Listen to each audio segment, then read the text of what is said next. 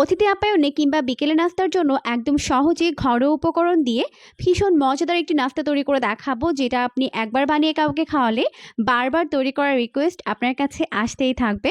এভাবে এই নাস্তাটিকে বানালে কেউ খেয়ে বুঝতেই পারবে না এটা ঘরে তৈরি করা নাস্তা। মাত্র একটি ডিম আর 1 কাপ ময়দা দিয়ে সহজে এটাকে বানিয়ে নেওয়া যায়, খেতে ভীষণ মজার হয়।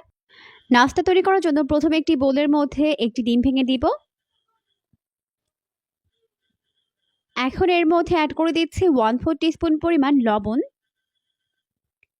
এরপর ডিম আর লবণ একত্রে ভালো করে মিশিয়ে নিতে হবে।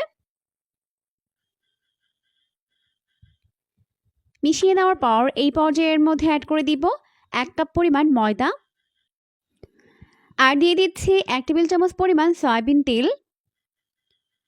এরপর হ্যান্ড হুইক্সের সাহায্যে এগুলোকে খুব ভালো করে মিশিয়ে নিতে হবে। মিশিয়ে নেওয়ার পর এরপর এর মধ্যে অল্প অল্প করে নর্মাল তাপমাত্রার পানি দিয়ে এটাকে মিশিয়ে নিতে হবে।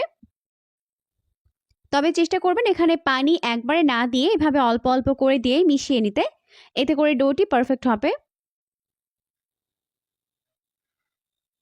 তো এভাবে অল্প অল্প করে পানি দিব আর এটাকে ভালো করে মিশিয়ে নিব।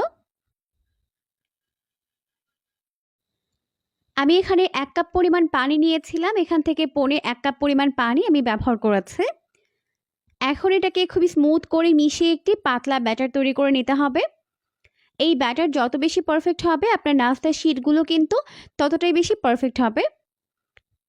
তো হয়ে গেছে, এরপর চলে যাচ্ছি পরবর্তী স্টেপে। এই জন্য চুলায় একটি প্যান বসিয়ে দিয়েছে, এরপর অল্প একটু সয়াবিন তেল ভালোভাবে এইভাবে ব্রাশ করে নিচ্ছে। তেল ব্রাশ করে নেওয়ার পর এখন এর মধ্যে 1/2 কাপ পরিমাণ ব্যাটার দিয়ে দিব।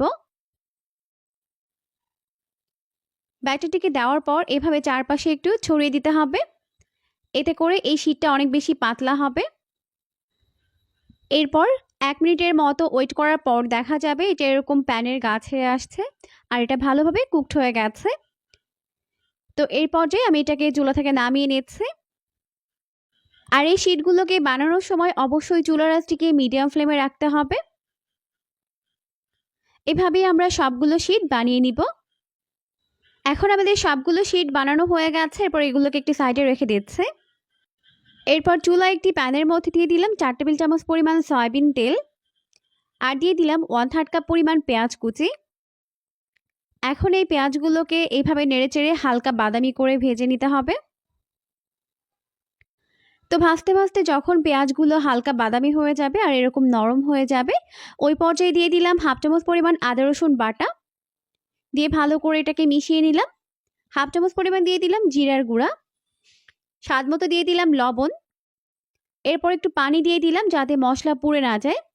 1/4 টিস্পুন পরিমাণ দিয়ে দিলাম গরম মশলার গুঁড়া, 1/4 টিস্পুন পরিমাণ হলুদের গুঁড়া, 1/2 চামচ পরিমাণ দিয়ে দিলাম লাল মরিচের গুঁড়া, দিয়ে খুব ভালো করে সবকিছুকে মিশিয়ে নিলাম। তো মশলা কষানোর এই পর্যায়ের মধ্যে অ্যাড করে দিব একটি ডিম। ডিমটিকে দেওয়ার পর এইভাবে নেড়ে চেড়ে পেঁয়াজের সঙ্গে ক্রাম্বল করে নিতে হবে।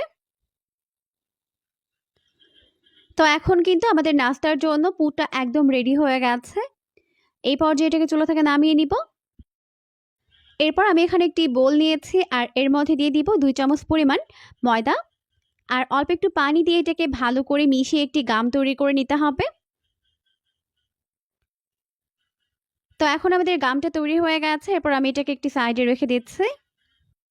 এরপর আমি নাস্তাগুলোকে বানিয়ে নিব, তাই আগে থেকে যে শীটগুলোকে বানিয়েছিলাম ওগুলোকে এইভাবে খুলে নিচ্ছি।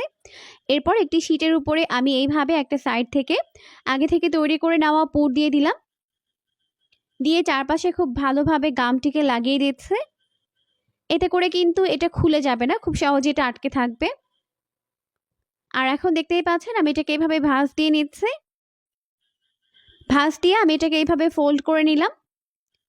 তো সবগুলো আমি সেমভাবেই বানিয়ে নিব। দেখলেন তো কত সহজে এগুলো তৈরি হয়ে যায়। তো এই পর্যায়ে আমাদের সবগুলো নাস্তা তৈরি করে নেওয়া হয়ে গেছে, এরপর এগুলোকে ফ্রাই করে নিব।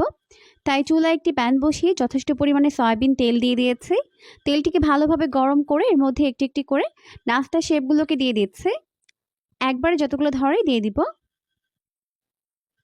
এখন নাস্তাগুলোকে মিডিয়াম ফ্লেমে রেখে ভেজে নিতে হবে, এতে করে উপরের লেয়ারটা খুবই ক্রিস্পি হয়, তাই অবশ্যই মিডিয়াম আঁচে ভাজতে হবে। তো উল্টে পাল্টে আমি নাস্তাগুলোকে এইরকম গোল্ডেন ব্রাউন করে ভেজে নিয়েছি, দেখতেই পাচ্ছেন খুবই সুন্দর একটা কালার চলে এসেছে। এখন আমি এগুলোকে ভালোভাবে তেল ঝরিয়ে তেল থেকে উঠিয়ে নিচ্ছি।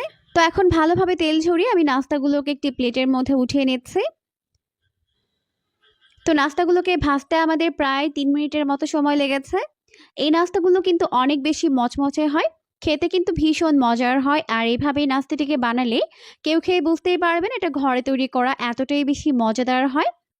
এখন চাইলে পছন্দ মতো সস কিংবা চাটনির সঙ্গে এটাকে সার্ভ করতে পারবেন, খেতে ভীষণ মজার হয়েছে।